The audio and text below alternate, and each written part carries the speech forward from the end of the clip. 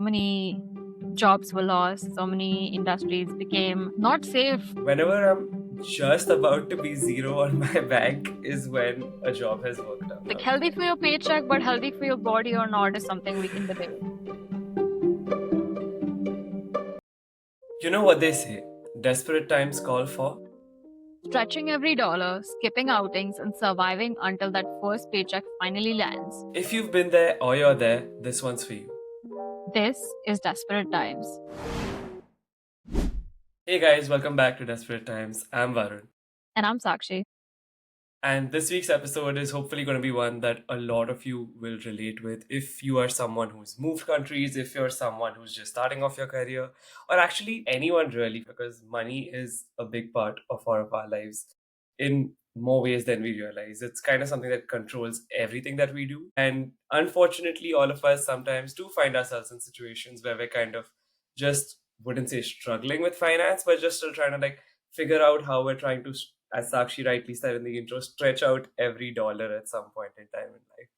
So I have personally had some of these instances in my life as well, wherein it's been like, okay, now I'm for some time not earning. I have some savings. How do I kind of make sure that I'm stretching that out to not like run out of money too soon? You know what I mean, Sakshi? Yeah, I think especially during COVID, and I guess that must be a very big thing for a lot of people because so many jobs were lost, so many industries became not safe that you could go to work. And back then, the remote Mm-hmm. culture wasn't really like a norm, it was more born out of the situation, right? So Mm-hmm. that was one where, like many others, I lost my job during the pandemic, and then, yeah, till I landed my job after that. Every dollar, I mean, and back then it was easier, I would say, because you're at home. You couldn't Mm-hmm. really go anywhere, so it didn't matter all that much.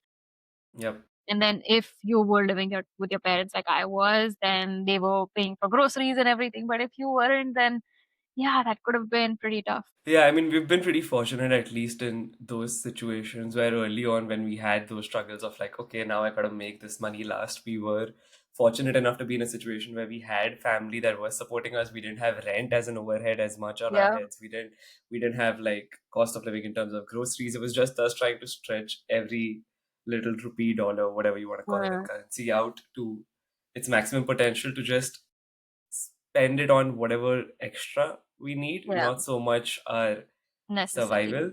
Yeah. But I feel like I've also had that come across a little bit and this is particularly twice I've had this situation in my life where, funnily enough, every time I've like been either between jobs or been like just come back to the country after a while, and now when I'm looking for a job, I've had each time this has happened with me is that whenever I'm just about to be zero on my bank is when a job has worked out.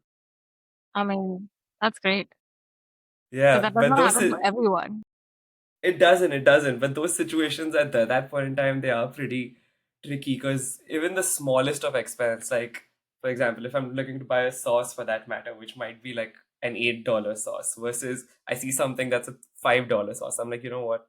Those $3 are gonna matter right now while Yeah. I'm still looking for this job. So I gotta like cut costs a little bit while I can.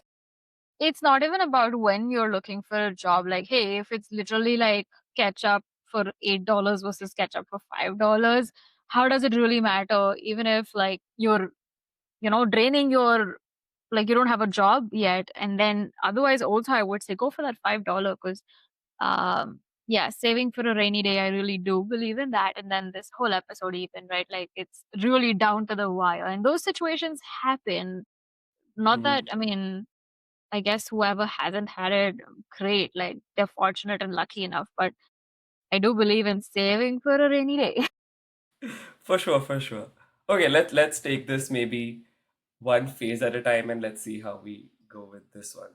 How about let's talk about student life and how finances at that point in time kind of come across. What are some things that you had in mind when you were trying to manage your finances as a student? Well, Because I know even rent, for that matter, for you versus for me were very different conversations. So yeah. how is it like for you? Student life also has like two phases though. One is back home for both of us when we were doing our Mm-hmm. undergrad. living with our parents, and then one is now as an international student in a whole new country where you're fending for yourself and doing everything on your own. So the like the undergrad phase, I want to say, I was fighting with my parents for a pocket money because they were like, Mm. "Oh, you live at home. We give you the food and the fees is paid off. But what do you need pocket money for?" And then Yeah. setting that benchmark, that threshold of how much is really good enough with Mm-hmm. them is a battle and a half because when you're in college, and I went to school right until my 12th, so I didn't go to junior college. So college Mm-hmm. experience was like really the first college experience for me where I mean, IHM had uniforms, but most people wouldn't have uniforms. But you could bunk classes, no professor scared, go out, do whatever, and then explaining that to your parents where you're like, listen, mom, I need this much money per month. So that was kind of one struggle, and it sounds very bratty right now, but we weren't really doing part-time jobs back home like most people would Yeah. during the high school or undergrad in like countries outside. So that was one. I don't know how that one was for you, Varun, but Coincidentally, I don't know how we always land ourselves in these situations, but our experiences are a lot more similar than different. Because, yeah. and I know a lot of friends who have had like situations where they've grown up getting pocket money. So, in some ways, when I look at it, I'm like, maybe they know how to handle their finances a little more because they've grown up in a situation where they had like a little more Mm, autonomy over their money. For me, I don't think I was ever much like you in a situation where I got pocket money. So, that wasn't really a thing. It was, I think, only possibly much later in life where sure I got like a little bit of money from them, but it was never the concept of okay, you have this much money only for this month and or this week and you gotta figure from that.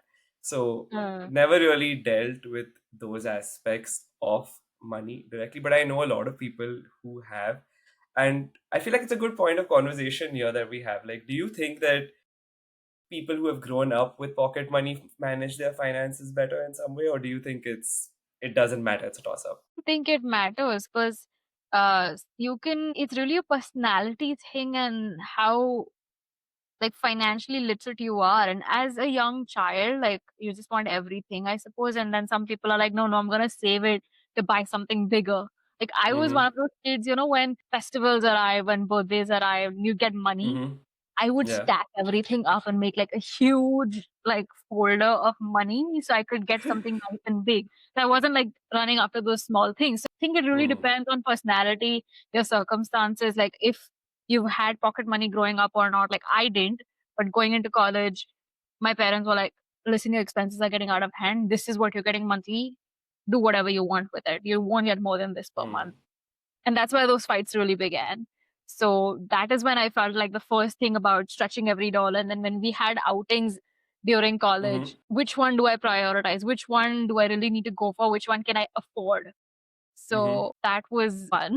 That I was like, oh, I don't want to be in this situation again. Yeah, that does make a lot of sense. And yeah, I think as a teenager you have to in some ways that makes sense because you don't want to be in a situation where you're just saying yes to every plan and just like spending money unnecessarily, especially when you're not the one earning it, I guess.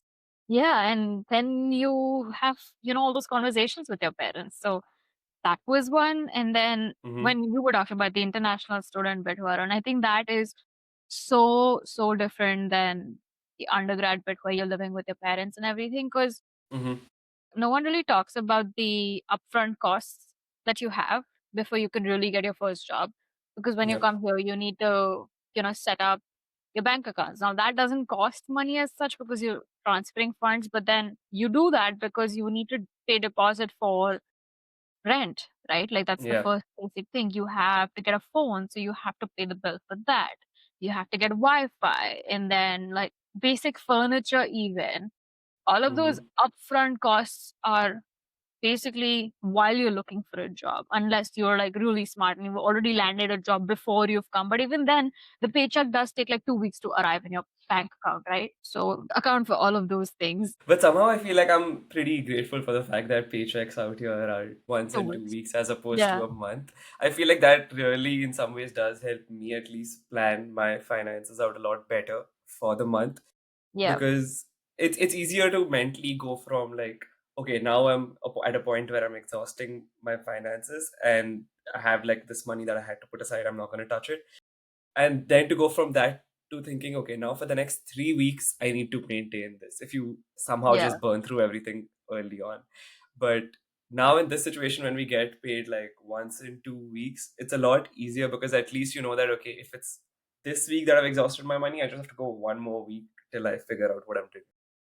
Yeah, yeah, that 2-week thing definitely uh felt a little different early on, but also as a student, your paychecks are like much smaller That is true. because the hours you can work are much lesser. At least we had GIC. Now in Canada, some students might, some students don't. It really depends on how you did your application, I guess. So that Is it GIC so? does, yeah, it's not compulsory anymore. Oh, I thought they had bumped up the GIC from like the 10 grand that we knew to like a They 20 did, grand that and then was. yeah, yeah, and then they made it like non-compulsory.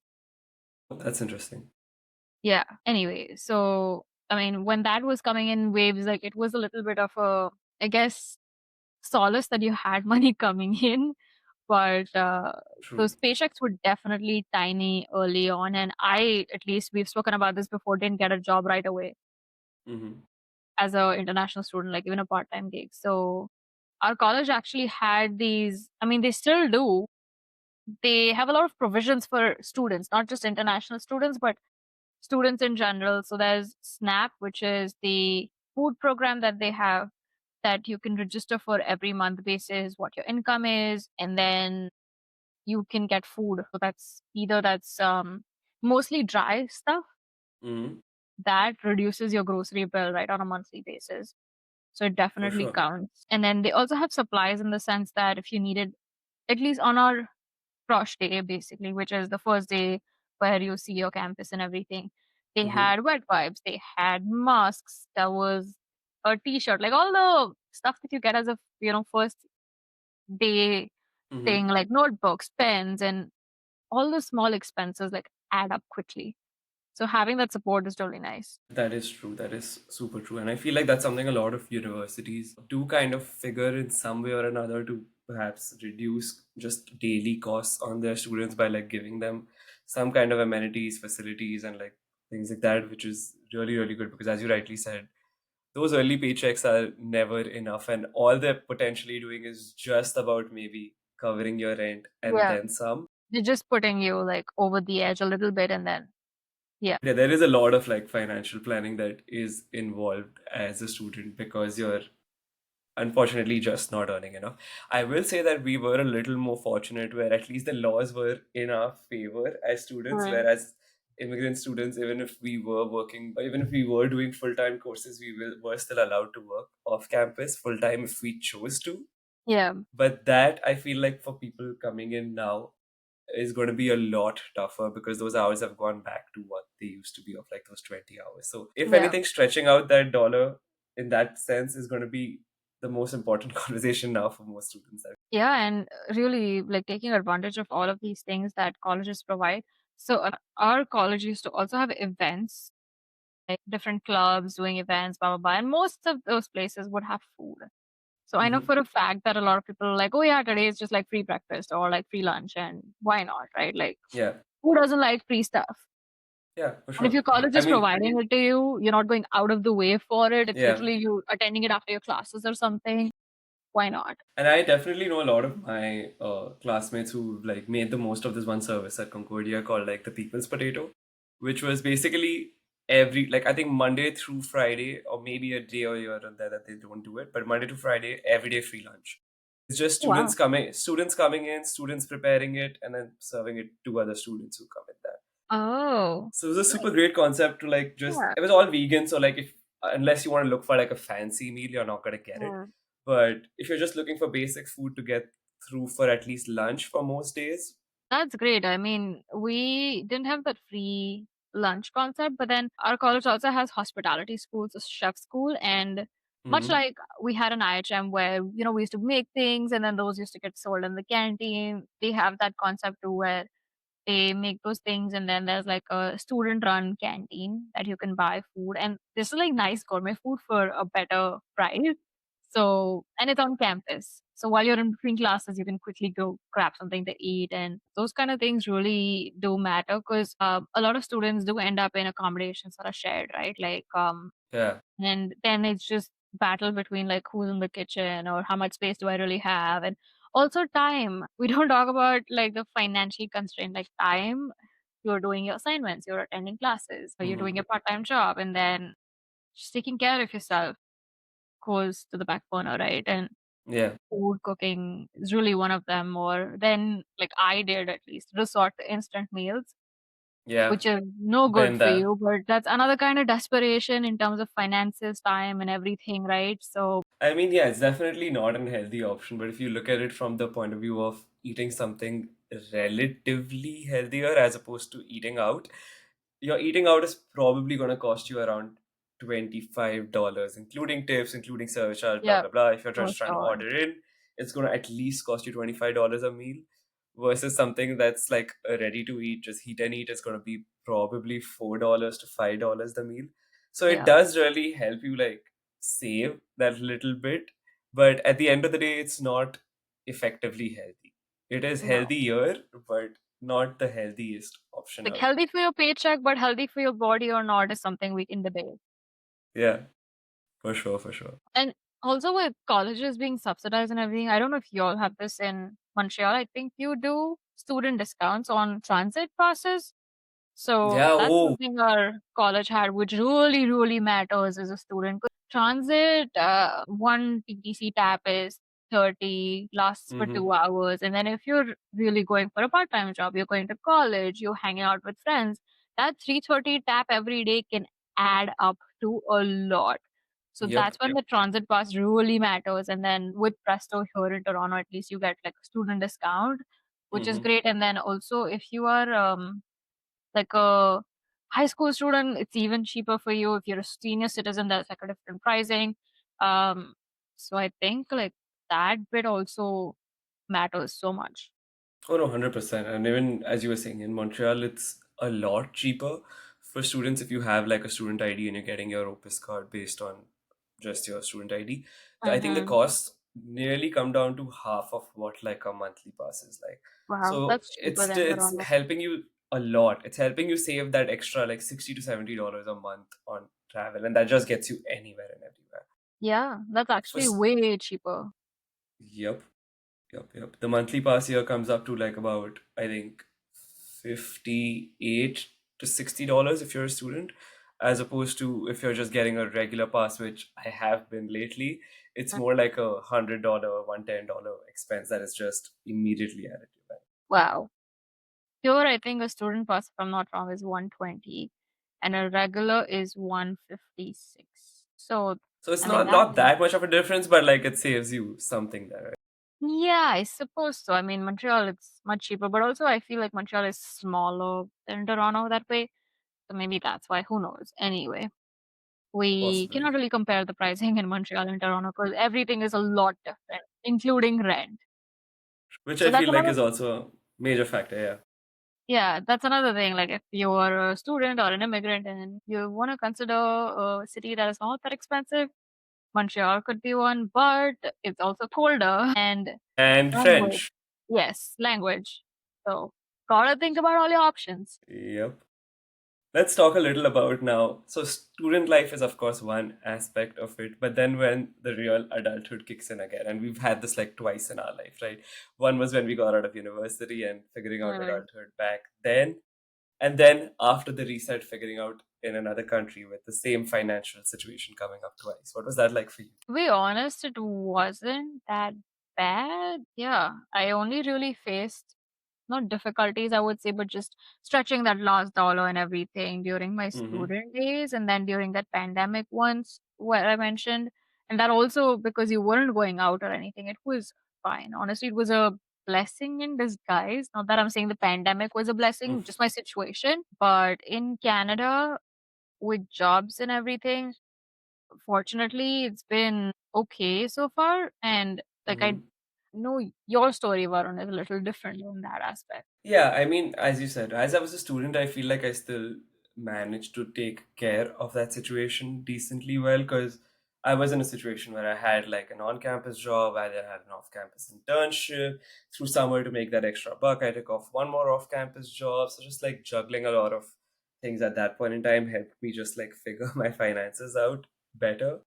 But then where things took like a little bit more of a pause were when I had to like right after graduation travel to India for some time and then come back here and have to look for jobs again.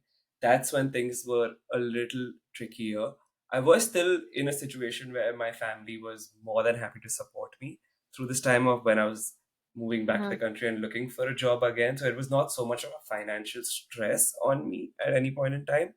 But even still, right, you if you've been someone who has earned your own money for a while, Yeah. you still feel that sense of like financial dependence, which as much as you're grateful for, you want to Mm. try and like one, minimize, and two, avoid as much as you can. Yeah, So for that's sure. that's kind of what I was then dealing with for about like say, I guess closer to 4 months, where anything that I got from family as support to just like until I get a job, I still had to like make sure that I'm, as we've said umpteen amount of times through this episode, stretching it to every last dollar and like counting every dollar that I'm spending at any moment because I was like, hey, I'm getting this money, I can ask for more, but I don't want to misuse that in any Mm. capacity. So that's when I found myself really like going about things being like, okay, do I really want this or do I need this? It's just gonna come to that. Like, go back to your economics lessons, or if you haven't had them, like, think about necessities as wants and needs. Like, that's the Hmm. only way to go around it. So yeah, I feel like the want versus need thing is a good conversation for us to have. How do you really go about differentiating between a want and a need for yourself? Again, I think it's really personal, right? Like, what might be a want for me, maybe a need for you, and the other way around. Mm-hmm. The funny story, last summer, we went to the Toronto Islands, and I have my keyboards case, and it had a hook thing, so it was on my jeans. Mm-hmm. I've come back after that picnic, and I've found that AirPod case only has one AirPod. No. So I guess any other person would just go and buy new AirPods, so they have both the pairs. Mm-hmm. But I've been using that one since I lost that other one. So it's been more than a year, and that might be a need for someone, but for me, I don't think I need it, As right? someone who's So replaced three AirPods, I can attest to the fact that I consider it more of a need than a want. exactly. So I think that really depends on what you feel like is your need versus your want. I don't think I need it. I can just do with one. It's fine. Mm-hmm. Uh, that's just one of the examples, I suppose. But still, how do you kind of go about like, okay, let's say if you're in a store where you have like 10 options for something and you're like, okay, I need this particular item, but I have 10 varieties of it at different price ranges. Do you then go like, maybe I can go for the little higher price because I want something higher quality, or then do you start differentiating between a want and a need? Because that's what I find myself doing a lot of times, where sometimes I consider a splurge. See, the way I shop is also very different. So what you're describing again does not apply to me. Because I don't go shopping by thinking that, okay, I need this specific item, so now I'm gonna go look for things. I am kind of always on the look. I like window shopping a lot. So if something really Hmm. catches my eye and it's great quality or great price, or if it's great quality but just priced a little higher than what I want to pay, I would Hmm. still get it. So it's not more like a fashion choice or a trend choice for me, but more like an evergreen piece that I'm looking for. Hmm. Because I've had all those fashion trend moments and then I'm not wearing them anymore. So having those evergreen pieces as a need versus want is more important right now for me than just having that variety and then, oh my God, I want this or want that. And yeah, the way that has changed, need versus wants. And you might not find those kind of pieces with other people. They might just be quick fix. This is something nice and Hmm. cheap. I'm just gonna buy it, and you might find something different in my wardrobe. But people are like, "Oh, why would you splurge on this?" And I'm like, "But wait, this is gonna last me for years." So Yeah. that, True, true. I mean, at least from a fashion point of view, that's always an active conversation in the world of like how financially responsible or just ecologically responsible fast fashion is. And I yeah, think that's where this also comes in. I hate Shein. Just saying. And I go to a lot of thrift stores, and I'm finding so many Shein clothes in thrift stores, and I'm like, why would I buy a Shein product from a thrift store? The concept of thrift store really is that, people just want to give away all their nice, good products that they don't use anymore for people to buy at a more affordable price. That's really where it came from. Hmm. So seeing Shein at thrift stores is infuriating. Just personal opinion. Fair enough, fair enough. Though I think thrifting as a concept is another great thing that has now come about. And I'm saying as if it's now come about, as if it's never been a thing. It's always been a thing. I think the word of thrifting is just now it's become a little more like popularized, normalized. So people are more okay to say that they've thrifted something.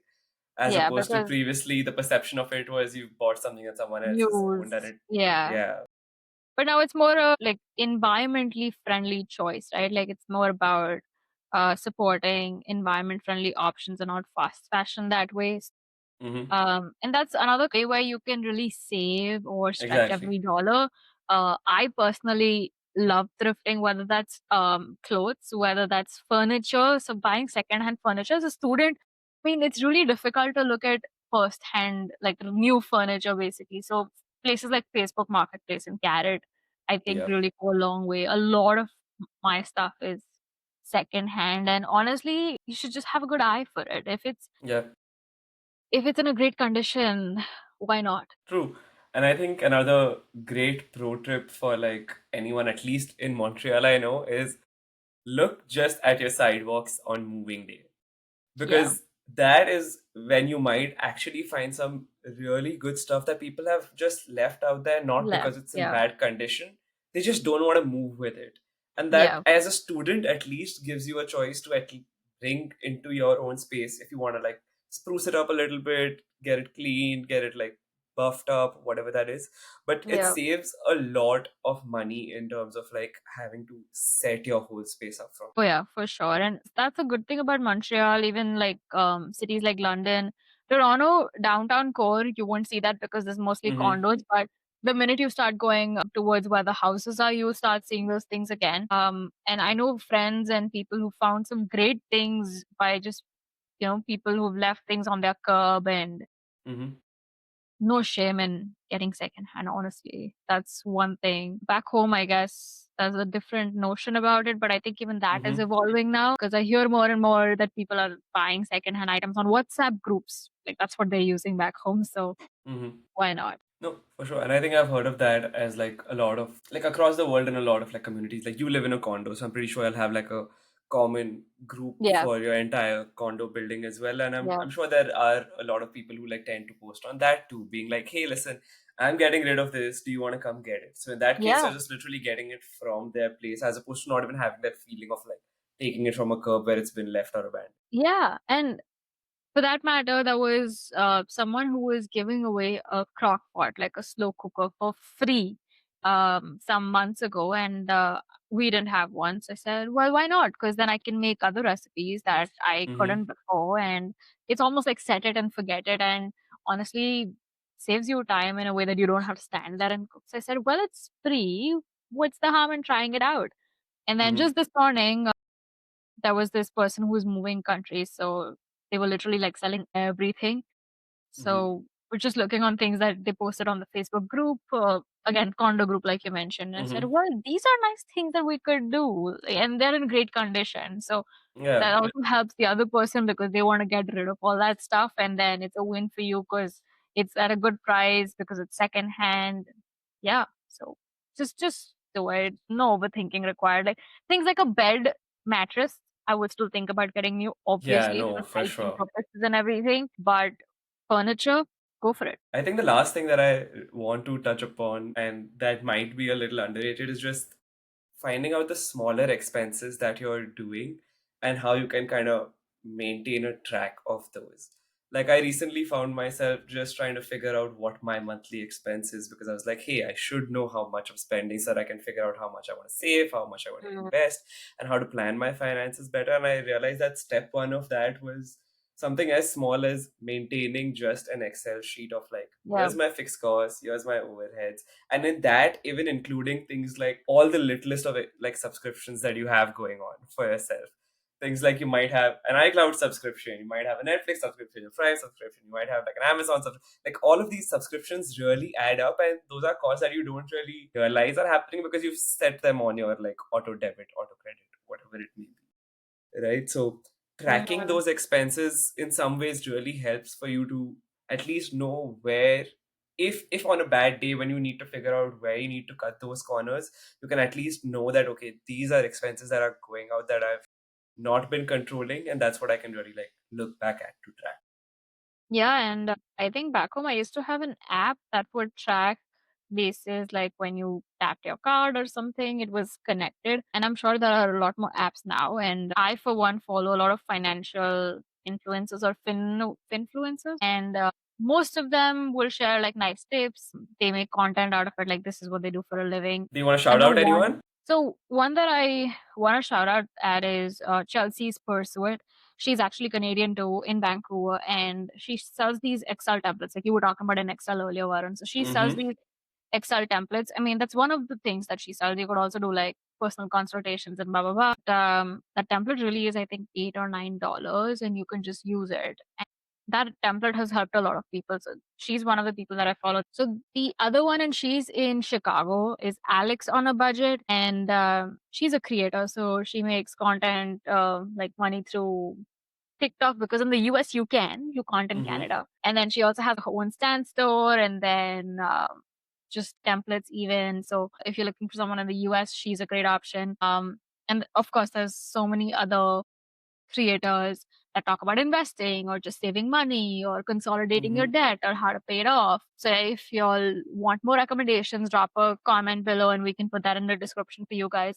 But if this is just Mm-hmm. an overload of information, I'll just give you all two for now. And if you all have any first paycheck survival stories that might be relatable for others and you would like to share it, drop them in the comments below.